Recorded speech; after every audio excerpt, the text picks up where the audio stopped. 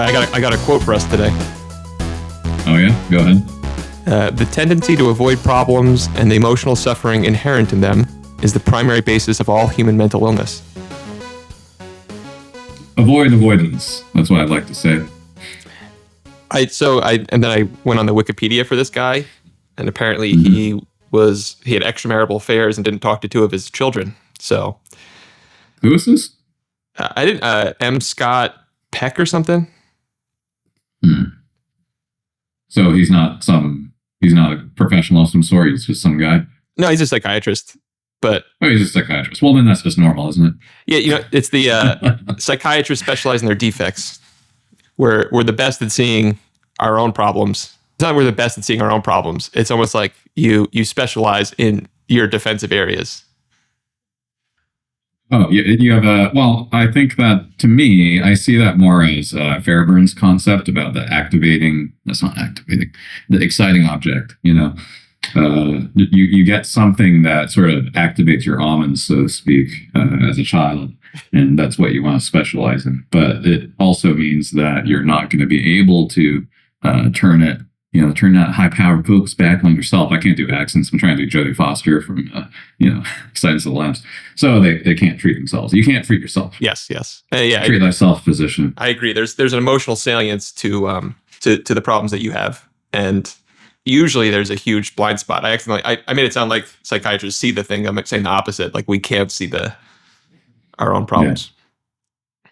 Well, I don't think this has really the discussion we just had. I'm not sure how it relates to our topic today, and I think that points to the fact that this is very early for me this morning. And I think you're between meetings, so I don't know how this one's going to go, but let's see what happens. Well, we'll make it work. This one, in terms of what I want the focus to be. Last podcast we talked about intakes, and this one, we asked for questions after the intakes and got a few things that we kind of want to touch on. And I think I want to group them all together by grouping it. This podcast can be about difficult situations that kind of come up in psychiatry. And off air, I was giving you compliments. I think this is where you shine. You rejected the compliment, but. And I rejected on air. I think this is false. Now, don't get me wrong. I have given presentations on this, but you got to understand that anyone can give a presentation. You just apply for it. Okay, if you want to give a presentation with the APA, you just got to pay the fee and do the work. They want the presentations, so it's nothing special. Humble Dr. Fu. So in terms of how I want to structure this, I want to give a small. This is how I'm thinking about it. Feel free. I don't think we ever agree on anything. We'll do a small, super brief primer on what Alliance is, and then give a kind of an overall approach. We were talking about something, and the way you described it really resonated with me, that you can apply it to different situations. Then I want to do role plays that you're acting as a psychiatrist and I'm acting as the difficult situation. So I want to touch on, patients who are saying, like, evaluate me for ADHD, patients who are in an involuntary situation, patients who are talkative or off topic, patients who are controlled substance shopping, disability paperwork. We'll see how much we get to, but those are the role plays I want to do. Yeah. Well, I don't know if we'll go the way you plan it, and I'm sure we won't get through all of it, but let's give it a try. So to start, I'm just going to define Therapeutic Alliance. So Therapeutic Alliance has two core components. The first one is purposeful collaboration. So as simple as agreeing on the tasks and goals of whatever endeavor that is that you're doing, whether you're doing therapy, med management, just agreeing on the tasks and the goals. The second part is the affective bond. So just a mutual trust and respect. So those two core elements are what the Therapeutic Alliance is. And I think an underlying theme in a lot of I expect the role plays is kind of going back to the Therapeutic Alliance. Yeah. And I would encourage people to really break this down. You call it two core elements. You can break this down however you want. I think for the purposeful collaboration element, you really need to understand that tasks and goals are different elements that physician and patient can easily disagree on without knowing it at all. You can think you're working together and you aren't together on either how to treat the problem or what the problem is. And this is something that you really have to pay attention to. Yeah, and that's why I think what you just said is why it's going to come up in all these difficult situations, because the core component is going to be trying to make sure that there is some agreement. I think a lot of providers have a tendency to let things go unsaid, and it mucks up the treatment. So, Yep. We focus on psychiatric appointments, medication management. And so I want to, I've heard you define it in a few ways, but what do you feel like is the goal of psychiatric medication management? Well, it all stems from the medical model. It stems from the idea that we are really only experts in detecting pathology, illness. And so what we're trying to do is we're trying to identify what sets someone apart in some fashion that is a problem for their mental health, for their mental life, right? What is unusual? What is a malfunctioning in some sense compared to an average reasonable person? And it doesn't mean that the person in front of you is unreasonable. The reason why we do this is because it's the only hope we have in short, non-psychoanalytic treatment to make things reasonably better in any sense. And so once we get that, that's what we're trying to do. We're trying to give medical advice on that. We're trying to give a treatment plan, treatment recommendations, changes that will actually help that problem. Yeah, the way I think about what you're kind of saying is a core component of the work I do is I'm trying to develop a diagnosis, or at least a formulation if I can't get a specific diagnosis, and get on the same page with the patient. And I think a lot of difficult situations arise when that isn't explicitly a part of the treatment, in that the provider and the patient aren't working under the same operation, under the same formulation. So there's miscommunications or misunderstandings as to what's going on. Yeah. And, to be honest, I don't think it's all that different in the therapy either. I think if you let your therapy meander and say that it's going to be this healing process alone, you're not going to get very far. Even in a therapy of any kind, I think formulating and sharing that formulation with the patient is absolutely key. And it's just that formulations tend to be quite a lot more complicated and not just problem focused compared to diagnosis. Yeah, we have the benefit of, in medication, giving one or two labels. In therapy, often it's a much deeper formulation and understanding. Now, the overall approach, I'm going to make it too simple, and I think you'll think it's more complex than this. But I heard we were talking about challenging a delusional patient's a core, very strongly overvalued idea. And I really, really like how you put it, in that for the patient, it generally avoid challenging overvalued ideas head on. And I think that applies to patients, understanding of themselves, if they have delusions, it applies to a broad range of topics. Then you clarify your role in the treatment, and you look for common ground. You look for problems that both you and the patient can agree on.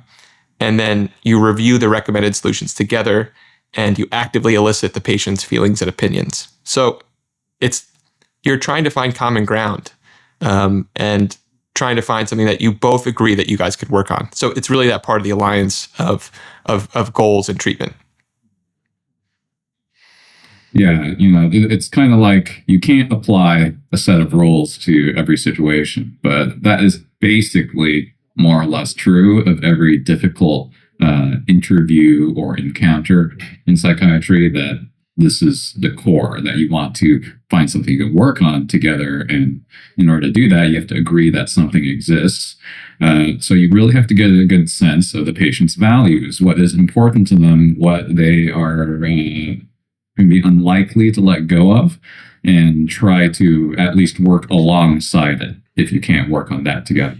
Yeah, and for some reason, just having this very basic framework, I think just applies to so many situations and helps me understand kind of the problem that's occurring in, like a lot of times I've felt completely helpless, when it comes to the patients who think they have ADHD and want a stimulant, and I'm not quite sure what's going on. And understanding this approach really helps me to think through what the actual problem is and not feel like a helpless, because when you do feel helpless, I start saying society's like this, and, kids need to blah, blah, blah, blah, and there's an over-reliance on medications. And really the problem is that I don't know how to think through it. And by having this framework, I stop projecting my ideas of all the problems of the world and work with the patient in a way that works for both of us. Mm-hmm. Yeah. It doesn't always go so nicely.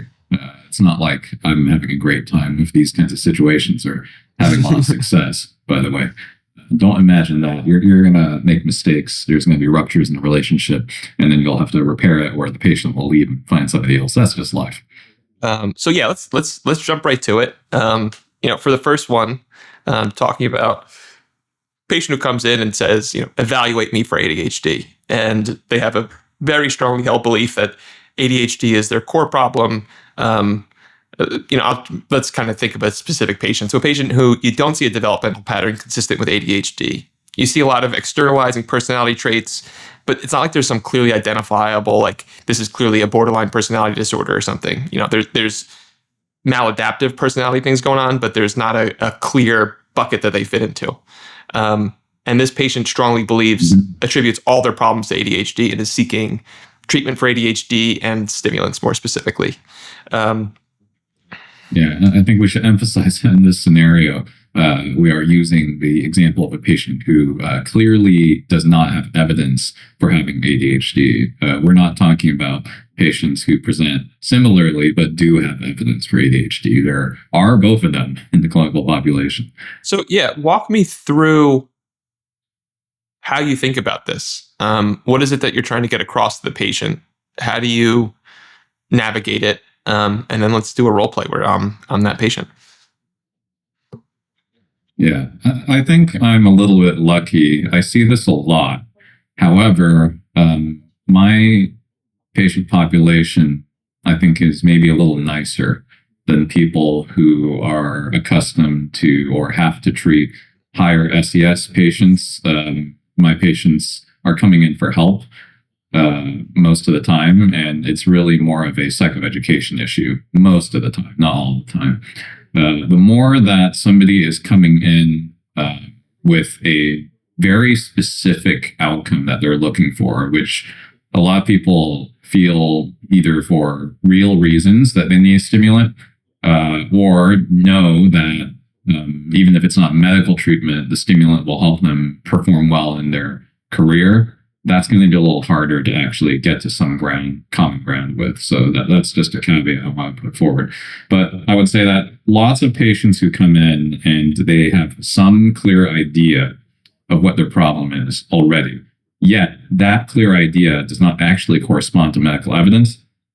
Patients like that, they just want the problem to be better, fundamentally. And if you can orient towards that, regardless of what you're going to call it, even if you and the patient end up calling it two different things, that does make things difficult. You're going to get further than if you just kind of sit there and say, well, I'm the doctor and you're wrong, which you may be right, but you're not going to have an alliance. Yeah, and you touched on a huge thing. As a provider, you can't resent certain types of patients because you'll actually manifest the difficult situation, not the patient. Because as you say, I've had so many patients come in for requesting an ADHD eval. I calmly explain to them, I kind of evaluate life history and I don't do specific ADHD. And we walk through it. And then, I see like an underlying depression rather than ADHD. And I explain to them that I see the problem and they're totally on board. Like you said, they just want to feel better. There's not this like vicious, like societal, all kids are blah, blah, blah, blah, blah. They just want quick fixes. All they know is that they're not able to do the things they are normally able to do, and they want to feel better. So if you have developed resentments towards, specific patients, that, this is kind of like, it's really helpful to kind of process and understand it because the patients will pick up on those resentments and it'll hurt treatment. Yeah, said another way, if you don't want to resent the patient in front of you, you are going to have to feel the resentment about the type or the experience that you've been having outside of those sessions. You're going to have to talk about and feel those feelings, communicate them, and work them out in some way. That way, you can set them aside, good old mature defense suppression, for the purposes of the evaluation, and really try to orient in. This is the person and they're communicating something, and I'm here to understand the underlying meaning and to turn it into something more intelligible or differently intelligible for the purposes of medical treatment. Mm-hmm. Now, the patient that I want to focus on here, though, is the patient that is not open to hearing alternatives and is relatively fixed in their belief that it's just this and not anything else. And so, for some patients, practicing good psychiatric management where you hold the borderline personality disorder diagnosis and explain those things, and you kind of keep the treatment focused on that is helpful. But I struggle with those patients where there's not some clearly identifiable label that I can use. Like we talk a lot about assessing for personality pathology, but how do you go about it when it's not a clear, it's not a clear diagnosis? It's not like I can say, I think this is borderline personality disorder or this is narcissistic personality disorder, but it doesn't fit into a clear bucket. How do you go about explaining to a patient who's very rigid in their belief that it's, something like ADHD? Well, I suppose I don't try to explain that it's not something exactly. In that situation, which in my opinion is actually kind of rare, at least for me, I think you're going to run into it a lot more than I do. I basically explain what diagnosis is for. Diagnosis is really for us to guide specific treatments under medical evidence. And I don't have a diagnosis for you at this time. I agree that you're experiencing all these different things, but it's not clearly being caused by identifiable medical condition. Based on that, I would recommend XYZ instead. Well, let's give it a shot. Let's just jump into the role play. The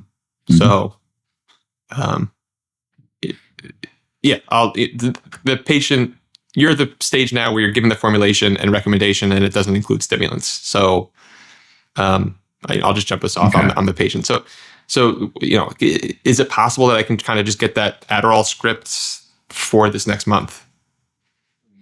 Unfortunately, I wish I could just get you whatever medication you'd like. However, I'm not really getting enough so far to say that you do have ADHD. Now, I've been hearing all throughout this that you're having some problems at work.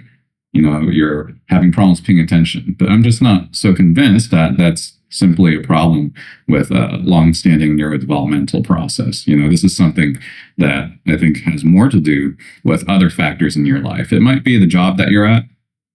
It might be your mood, your anxiety, or your coping skills. But unfortunately, I'm not going to give any medications to anybody that are not clearly medically indicated. I don't want to give anyone anything inappropriate. And I think the best thing to do is if we can keep working together so I can get a clearer idea of what's going on with you and I can make sure that the treatments we give you are safe and effective. I guess that doesn't really make sense to me. I clearly have ADHD. I'm not able to focus. I wasn't able to focus in school. I could have done so much better in school. I'm not able to focus at work. My relationships I have the rejection sensitivity that comes with ADHD, and I literally fit every single question. Like me and my therapist went through the checklist. I am ADHD. Yeah. In reality, diagnosis and medical conditions are really complicated. And you can't conclude something just based off of a checklist. You can get a little bit of tunnel vision that way. And I don't know if we're going to come to an agreement on that today, but I'd love to keep working with you if you're willing to find out more. What else? What else could it be? To see if there's any other chances. There's 20 checklist questions, and I'm every single one. How is it not? Do you have training in this? Yes, I have a lot of training. I have a lot of experience in this. I don't know if that's really going to help though, because it does sound like you're pretty sure that it is ADHD. Well, I've done a thorough. I've done every single checklist. Whenever anyone describes ADHD, there's no other explanation. Yeah. Can you explain? Can you explain to me why you think I don't have it? I can hear that you're very convinced about this. Mm-hmm.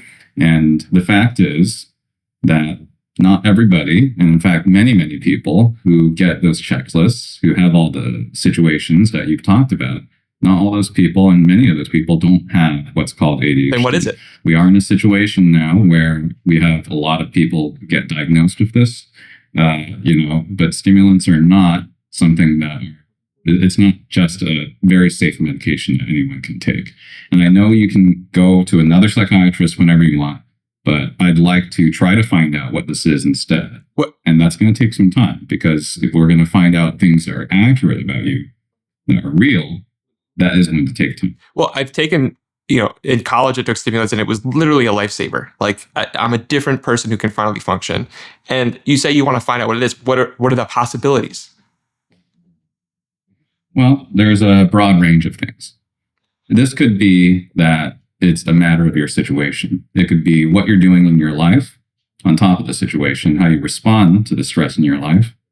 It could be a matter of also something to do with anxiety or mood. There could be a number of things, even down to the way that your sleep is going, your sleep and wake cycle. I'm just saying that for today, I'm not able to come to a conclusion just yet. And I'll tell you something else, after we do a few more visits, if I start to see that the best explanation is ADHD, we can go in that direction.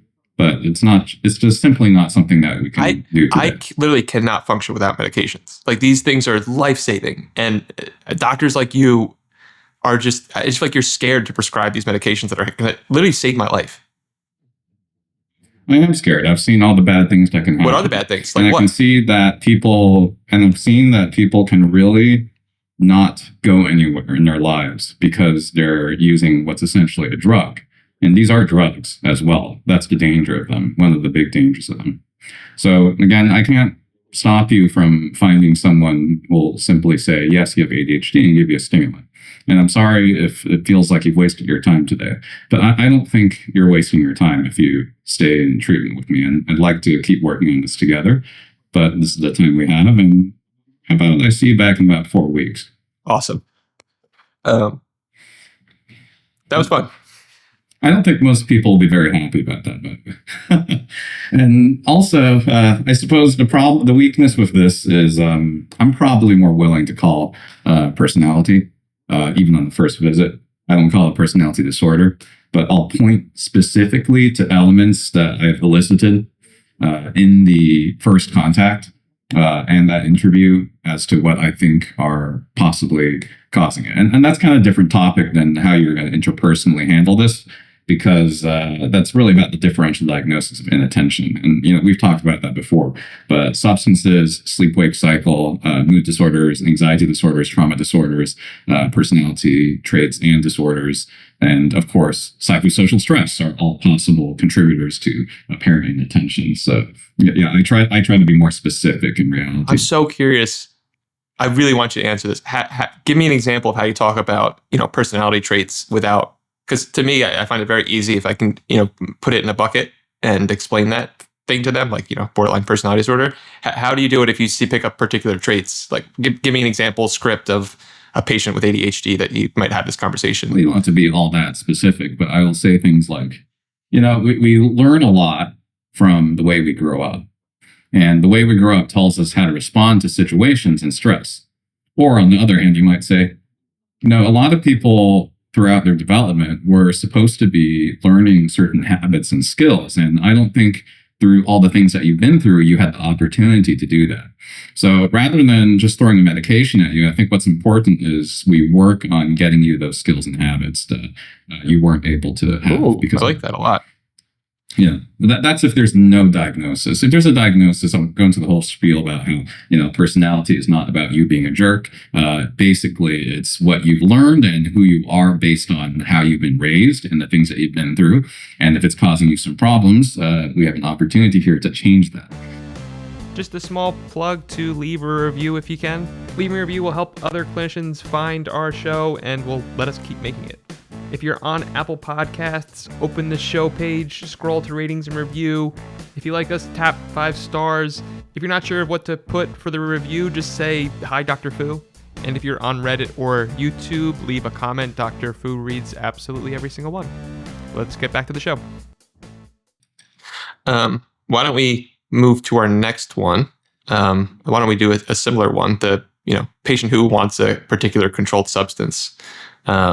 With a confirmed history of being treated with that thing. So I think I want to talk about a patient who, let's say they're on Xanax 3 milligrams, and they're coming in for a new outpatient intake. How to walk through and think through. I think we should say at the outset, that this is probably the number one cause of me being fired as a psychiatrist for new patients. So, maybe I'm not the one, but, just between you and I, from a liability standpoint, it may be better for you to be fired by some of these patients. And not all of them fire me. Some of them will sign on board and we'll get them a healthier regimen. But let's hear about it. Let's go. Well, yeah. So let's say the patient is coming in on, should we just jump into the role play, or do you want to talk about it first? I think, let's talk a little bit. Patient comes in and says, Xanax 3 milligrams is the only thing that's ever worked for my anxiety. I'm actually running out tomorrow. Okay. So for this situation, I actually recommend that clinicians first worry about their own license. Sorry. You should worry. Edit. Okay. I think you got to worry about your own license first for this one. You should not, even under the urgency of apparent medical withdrawal, agree to be the stopover in a series of doctors that a patient is going to for urgent benzodiazepine prescriptions. Okay. If you cannot confirm after conducting a appropriate medical evaluation that the controlled substance is medically necessary, that patient needs to go to a detox. Okay. And yes, the DEA does send fake patients to you. Okay, not to you specifically, but to clinicians to present in this exact scenario so they can build an evidence base to pull your license. Okay, I have seen these cases. So please worry about your own license first. First, determine whether there is a medical emergency or urgency. Yes, benzodiazepine and alcohol withdrawal is medically dangerous, right? People can have, delirium. They can have life-threatening seizures as a result of the withdrawal. And so you need to give medical advice to these patients that even if you can't give the medication, they need to go essentially to detox or to emergency room for medically observed withdrawal process. Okay. Once you've given that warning, then I'll talk to them basically about the rules.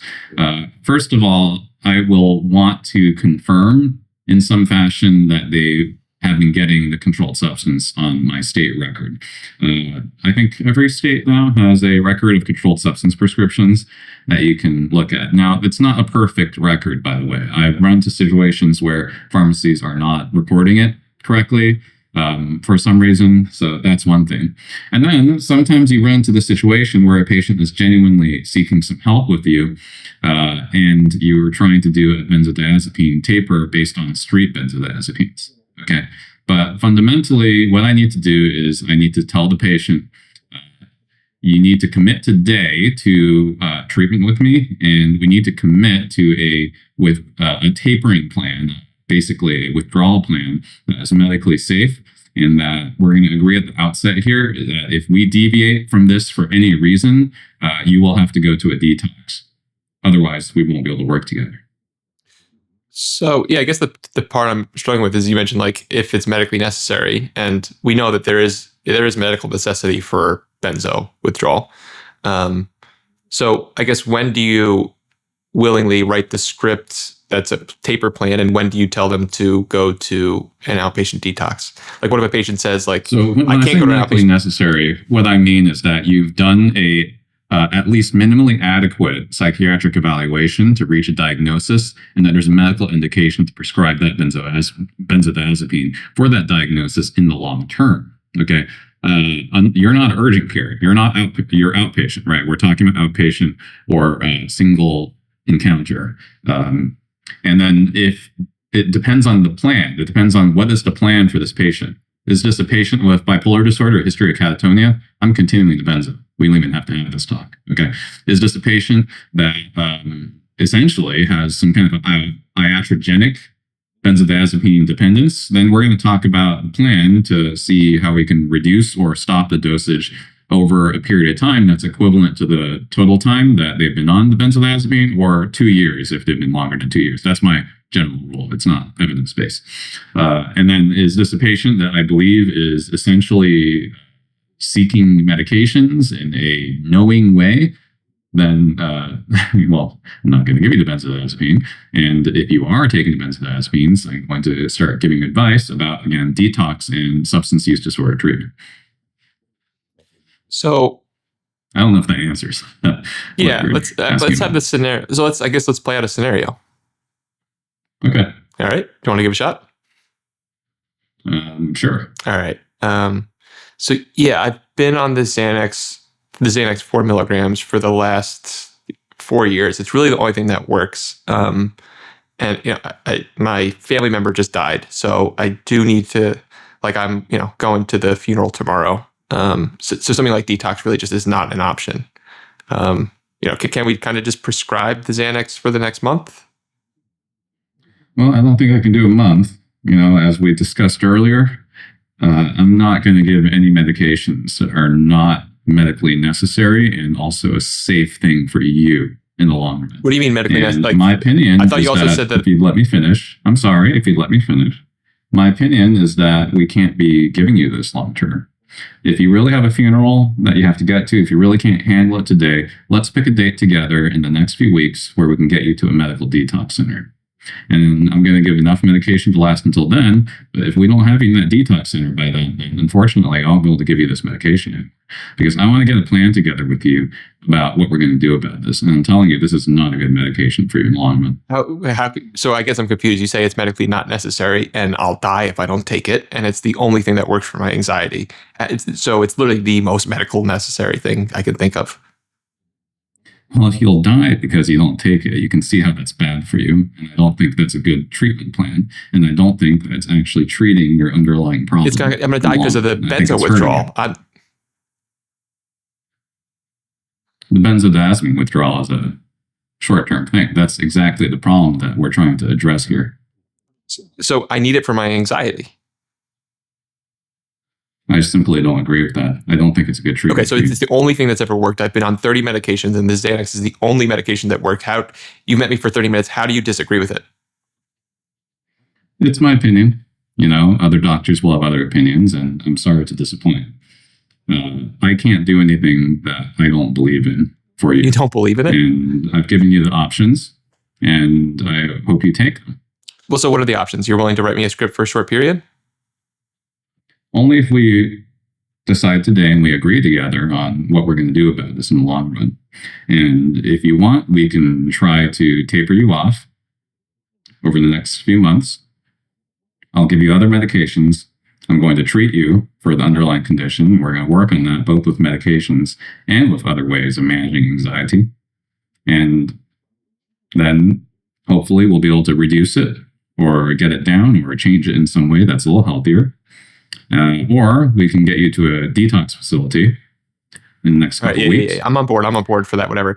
But I have to go to a funeral tomorrow. I can't be messing things around. So I guess let's walk. What is the plan going to be? I need this in the short term.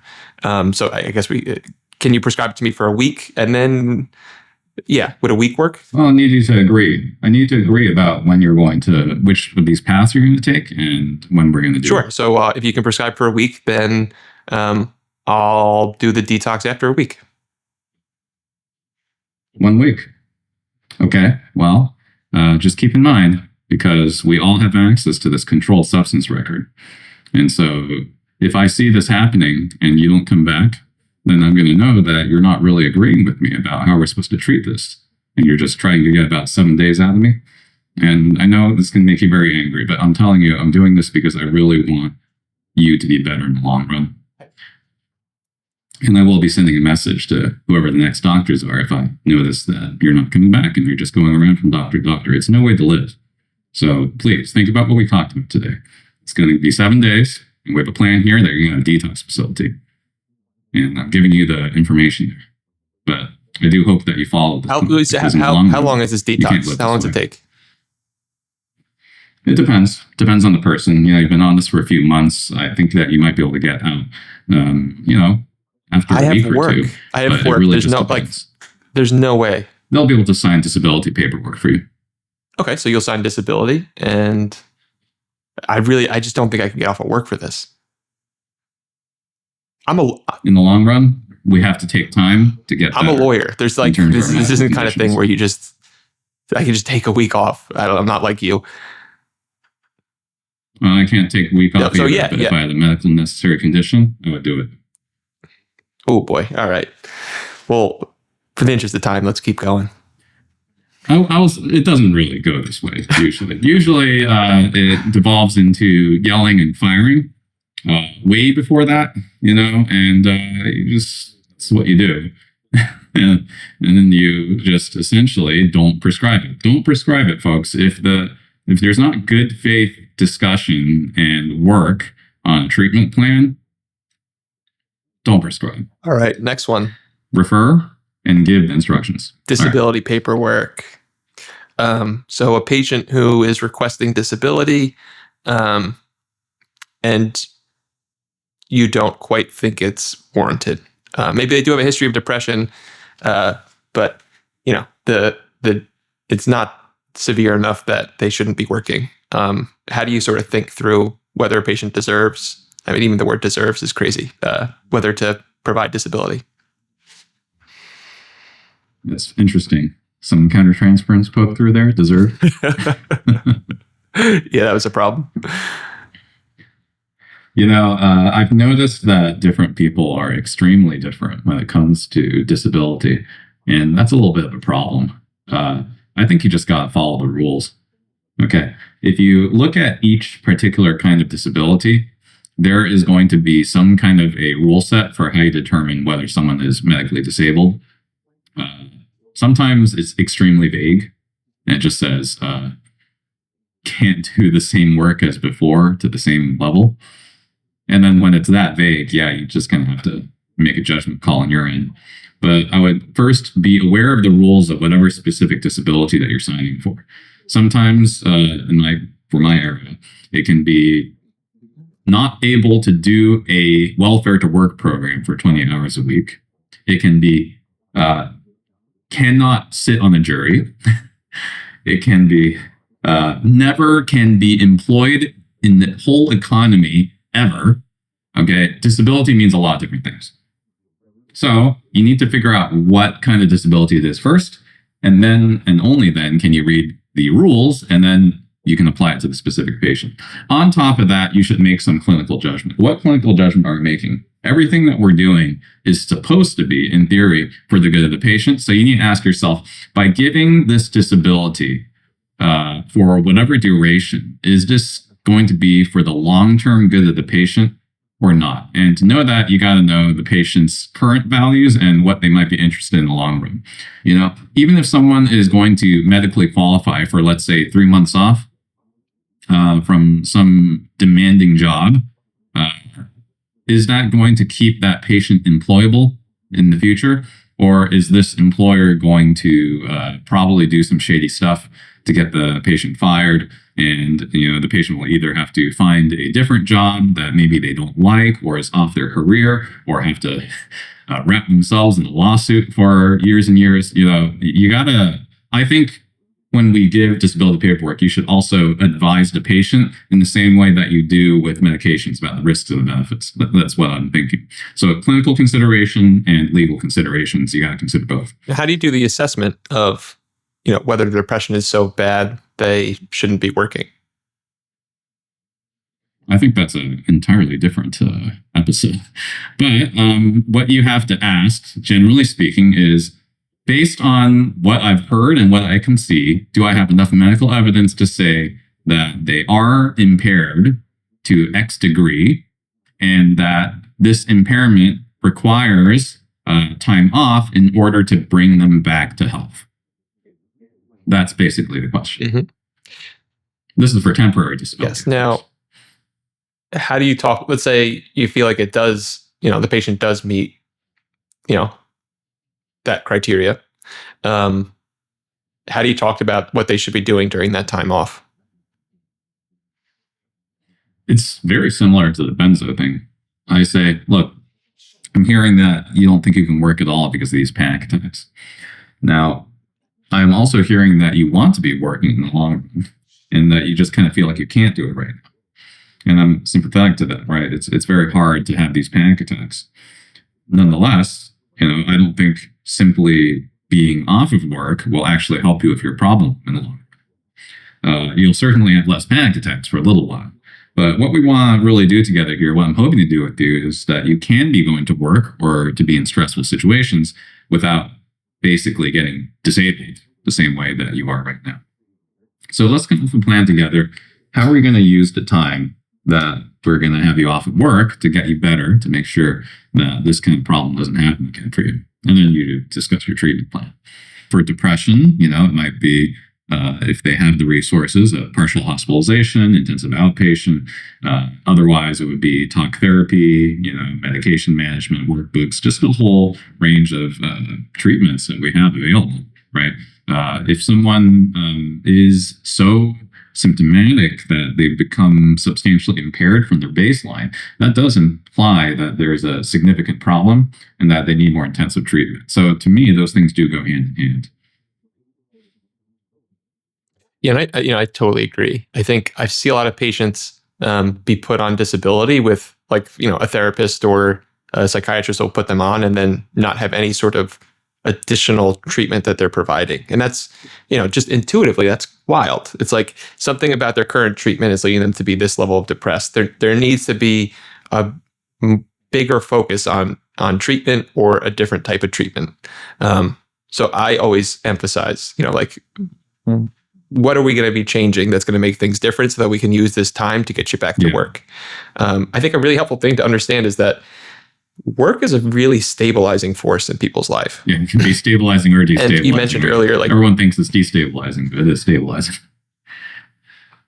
And you mentioned the risks of not working, and a lot of people aren't privy to it. And that structure is a really helpful thing in having purpose.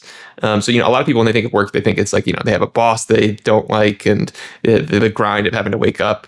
But there's also a lot of purpose to be found in work. So someone not working, you really need to think through these risks of removing all structure for someone's life is a potentially dangerous thing. Focusing on depression, it's going to sound strange, but unless we are in the realm of, even in the realm of psychotic depression, really, part of the treatment is getting the patient as much as possible to behave like a person who is not depressed. That sounds crazy, right? It sounds crazy that that's the treatment plan because most people feel unable to do that. But what I'm talking about is small steps, right? If your depression is essentially biologically causing you to ruminate at night, fall asleep really late, and then wake up too early, and then just stay in bed all day, that's part of the illness, right?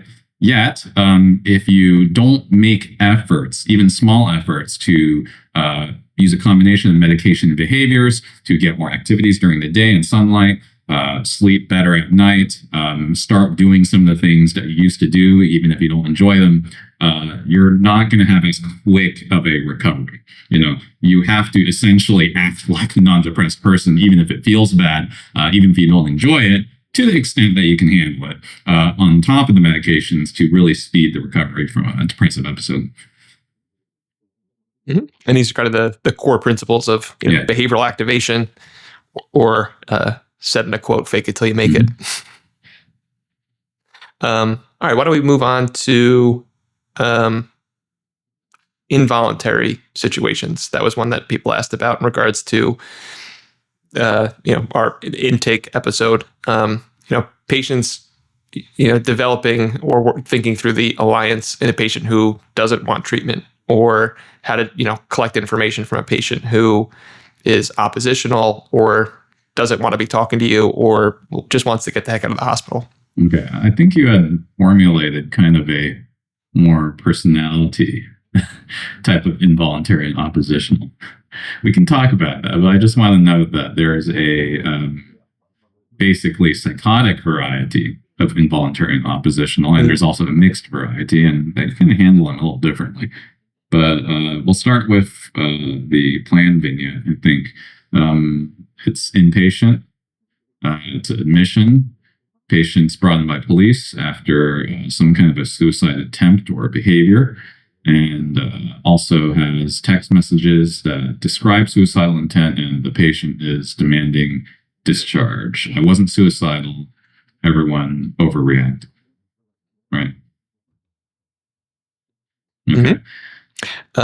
So how do you set the frame? And, let's say you're coming up to talk to the person in their room after they were just admitted on a Friday. I mean, I'm not going to start right from the beginning. I think I'll start in the middle. And I'm going to assume that they're saying, I don't want to talk to you. This is pointless, blah, blah, something like that, which is pretty typical and understandable. Mm-hmm. And I'll say, hey, I can see that you don't really want to talk to me right now, but this is an important part to getting you out of here. I can see you don't want to be here. And frankly, I don't want to keep anybody here who doesn't need to be here and isn't really benefiting from being here. Unfortunately, it's just not so easy for me to snap my fingers and get you out of here. Essentially, if I did that, I wouldn't be practicing medicine tomorrow. And there's a lot of laws around this kind of thing, even though if they're not written in stone. So my responsibility here is to really do a thorough assessment of you and what happened, and to figure out whether it's safe for you to leave. And there's really no way for me to do that unless we can talk to each other about what happened, and I can figure out more about you as a person. The alternative is you don't talk to me, and we're just going to have to observe you for longer. It's really going to keep you here longer, and that doesn't sound like anything that either of us wants. What do you say? Can we talk a little? I'll just jump into the role play. Well, if you can't be the one to discharge me, I need to be able to talk to the person who can. Well, this is what I'm saying. I will be the one to discharge you if we find out that it's medically appropriate. Well, I need to be it's the weekend. I was told that I'm not going to be able to talk to someone until Monday on the weekends. There's just no. I'm not here through the weekend. This weekend I was supposed to make plans with my kid. This is the most important. I need this weekend.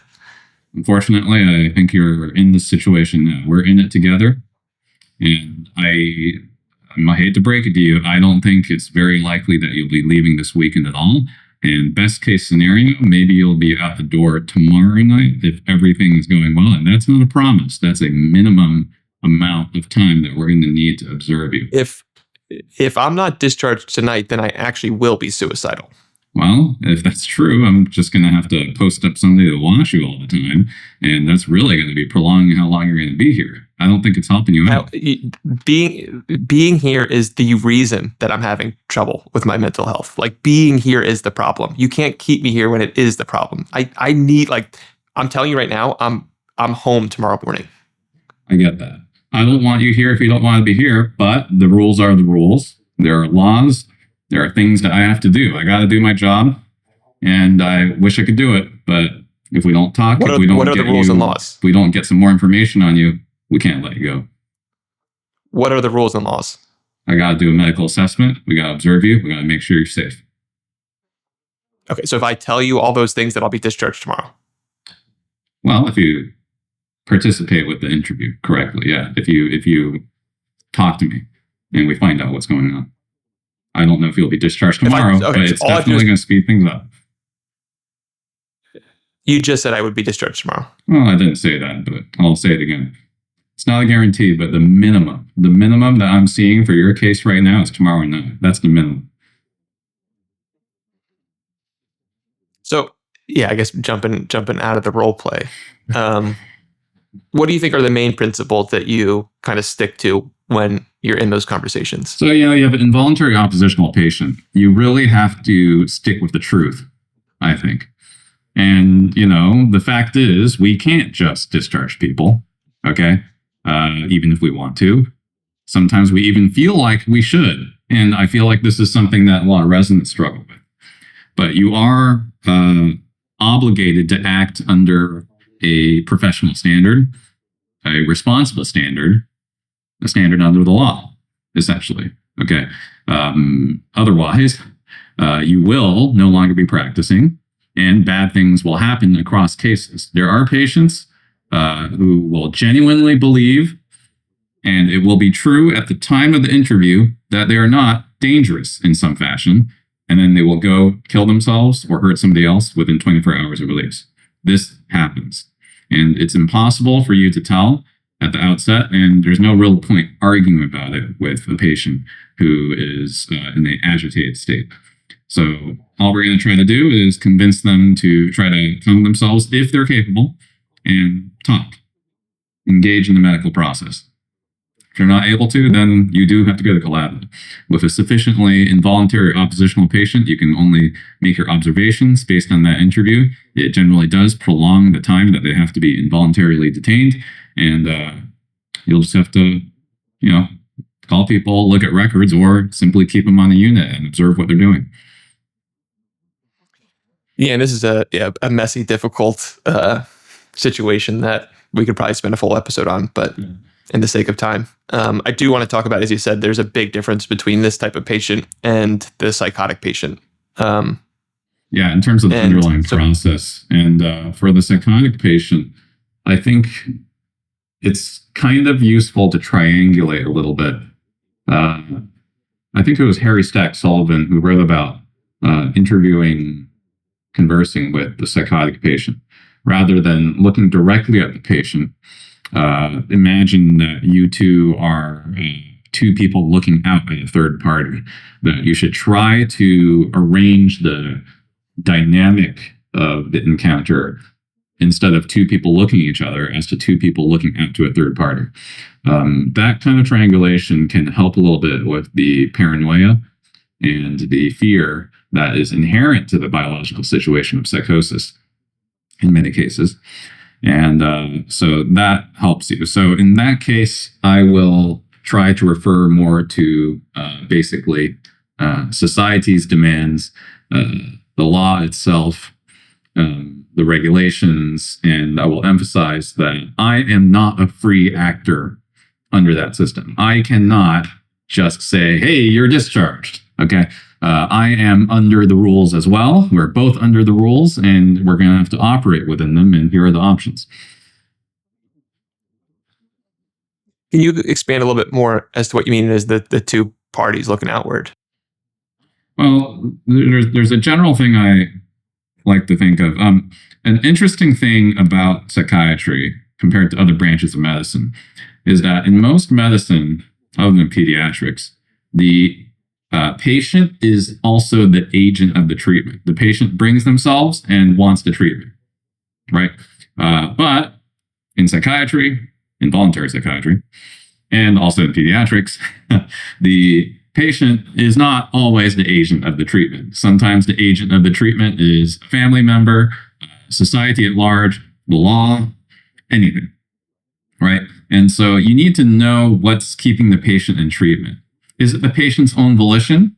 Is it the patient's wishes plus the wishes of another person? Or is it entirely the wishes of another person, society, or the law? You got to have that squared away, because that's part of the kind of understanding the patient's motivations and values, when you can really have a good idea that this patient doesn't really believe in or want treatment, but we're all forced to kind of act within the system to give the treatment for whatever reason. So that's about dangerousness, involuntary holds, incompetency to stand trial, people in conservatorships or minors, right? These are all situations where the agent of the treatment is separate from, distinct from the patient themselves. So when you say two people looking out, can you give me like an example of like sentences that kind of capture that? No. Why? Because this is literally nonverbal sometimes. This can be not facing the patient head on and staring at the patient. Okay. This can be turning your body slightly to the side so that you and the patient are both facing out at some imaginary object or person. Okay. This is kind of making a reference to and talking about outside forces that are stressors or forces of intervention in the patient's life with the patient, rather than aligning yourself with them. Like, oh, me and your mom really want to make sure that you're doing well and healthy in school, right? That's not what I'm going to say. I'm going to do something more like, it really seems like your mom's concerned about you, and it doesn't seem like you feel so much about that. What do you think we can do about that? Something like that. It's not explicit, and I think it's more about the attitude that you bring into the encounter than any specific thing you can say. Yeah, and I think I maybe to repeat kind of what you said and how it, you mentioned there's different agents in treatment. So let's say there's a person who's psychotic and the family member, and here the family member is a major agent in treatment, and you're aligning yourself with the patient. And even though the other agents are clearly influencing treatment, you're not disregarding them, but you're focusing on the bond with the patient and aligning yourself with the patient and thinking with the patient rather than pushing your view on it. And that, like, your mom says you're psychotic, I know you're psychotic. You're focusing on the bond while also aligning with the treatment goals of what you think is the best for the patient. Yeah, I mean, this even applies to incompetency treatment. If you're on the team that's restoring people to competency, feel free to refer to the courts or to the incompetency rules, right? Hey, I know you don't really believe in this medication, or, you're not really interested in this stuff, but, we're not going to be able to get you off of this status unless we work together and get you a set of medications and you learn these facts. All right, so why don't we try to do one more and then kind of wrap it up. For the last one, I was thinking, I don't know if there's a famous paper called The Hateful Patient. Ironically, in residency, the attending that made us read it, I thought was a relatively hateful attending, but he saw all patients as a hateful patients, but that's a story for another day. But he classifies, there's 4 different kind of the phenotypes of difficult patients, and one of them is, we can kind of talk about other ones later, but the one I want to talk about here is the help-seeking, help-rejecting patient. So the patient who, is dependent and needs you to help, and then anything you kind of throw out there is just rejected. Well, it's interesting, right? These are 2 different kinds of patients. You could categorize help-seeking, help-rejecting under the hateful type, but I do think that help-seeking, help-rejection, it's not quite the same as the kind of aggressive, denigrating type patient. So yeah, I guess talk to me about the patient that you're thinking of here. Yeah. Help seeking, help rejecting can be pretty subtle. Both the patient and the physician may be completely unaware that this happening. But the most common version that you're going to see in a med management scenario is that you keep giving solutions and the patient either doesn't follow through with them after agreeing to them, or has outsized or very unusual negative reactions to the treatment plans in a way that is just repeated and different than your average patient. So yeah, don't get me wrong, some people are more sensitive to medications, but I'm telling you, it is a little different than this kind of patient. So what do you think is going on? And what do you think is kind of being ignored by patient and provider? It's not being ignored. It's just extremely subtle and hard to notice. I think probably what is happening is that there is a pattern for patients like this to want to ask questions in a manner so that ultimately the person in authority is undermined. It's like a repetition of that kind of dynamic. And I don't think the patient's aware of it at all. And I think it's rooted in both their personality tendencies and probably how they interacted with an important caregiver or parent in development. Mm-hmm. Okay. People are not going to like this. This is classically referred to as a hysteric. Okay. The person who basically brings mysteries or questions or problems, puzzles to somebody who is in authority and ultimately displaces them or humiliates them as an authority or as a provider of help by making that solution not work. Again, fully unconscious, automatic pattern. No one's deciding and purposefully doing this. If someone is and haven't encountered that, that would probably be categorized under an entirely different configuration of personality. Okay. Why am I emphasizing this formulation of the patient? Because I think that you need to break out of that cycle as the clinician. You're naturally put in the place of the authority or the expert by patients, as a matter of your role in society and your expert knowledge, right? If you find that by giving a bunch of solutions, you're getting nowhere with a patient, I think the time is to reverse the dynamic in a sense. You need to start becoming the receiver rather than the giver. And what are you receiving? You are receiving both information and the patient's ideas about what will or will not help. Instead of being the explainer, become the listener. Stop offering anything at all. In fact, I will advise people, don't even prescribe a medication to patients like this, obviously, unless there's clear medical evidence for it. That's different. Okay, I'm talking about where it's not so clear that medication will be helpful. Don't give a medication unless the patient is almost begging for it, absolutely certain that it's what they want and what they need.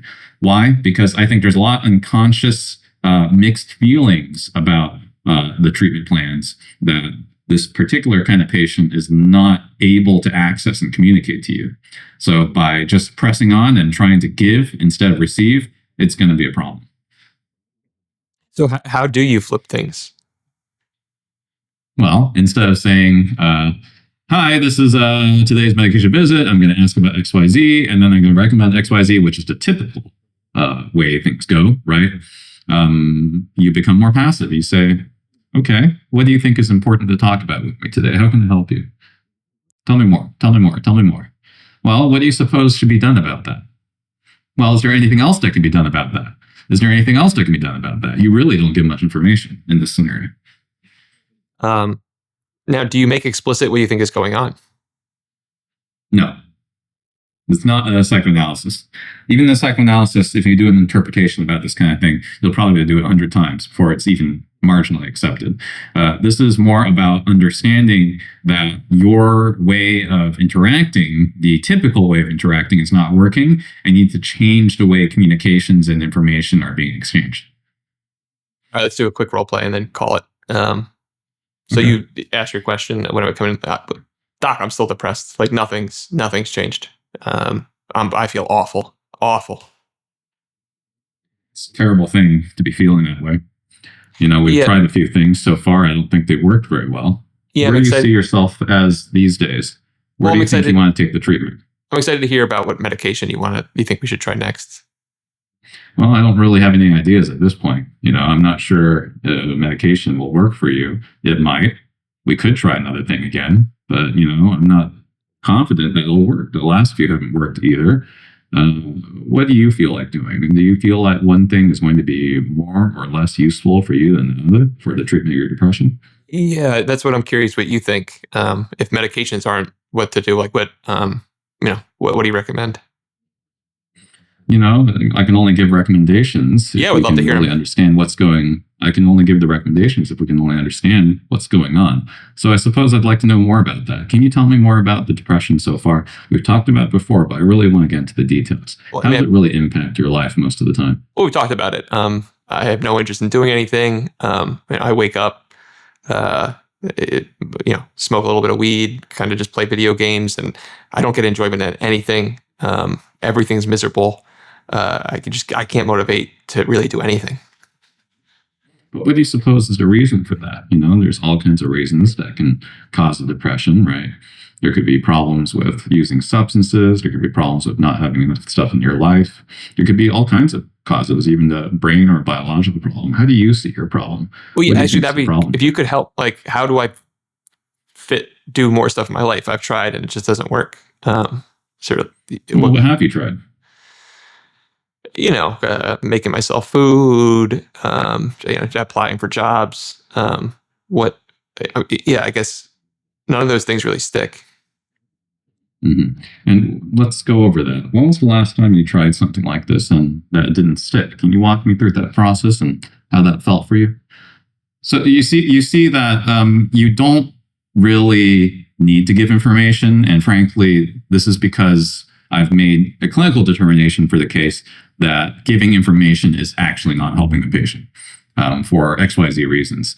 And the technique, if you want to get more training or experience with it, is really Rogerian reflections, which is probably best written in in motivational interviewing manuals. Okay, where basically you try to get information. You're not giving information.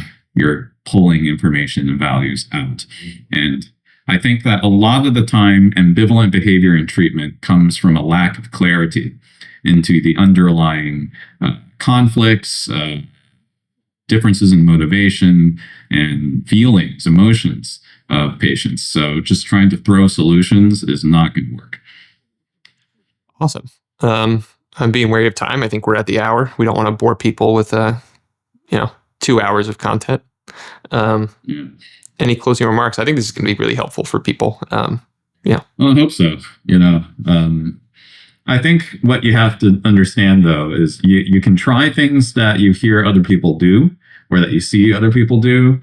You can watch all kinds of videos about different interviewers. I think you have to be true to yourself as a person. It's useful to put on certain masks or styles to try them out, here and there if you're still developing as a clinician. But you really have to come from who you are in an appropriate way, right? You're going to suppress the parts of yourself that are clinically inappropriate. You're going to emphasize the parts of yourself that are caring and interested and try to help people along. But you don't have to be a false self, and you shouldn't be one to do this kind of work in difficult situations. Be who you are, but appropriately. Wow, you're such a sappy fellow, saying, Dr. Fu, be true to yourself. That's the message we're ending on. Thanks for listening. If you want to support the show, check out my very practical antidepressant course. If you want to check that out, go to psycho.farm.farm. If you prefer to read, you can go to amazon.com. You can just search my name, Gregory, Gregory, Malzberg, Malzberg. And the book is PsychoFarm's Guide to Treating Depression. It's a nice, easy, readable, practical guide to medications for depression.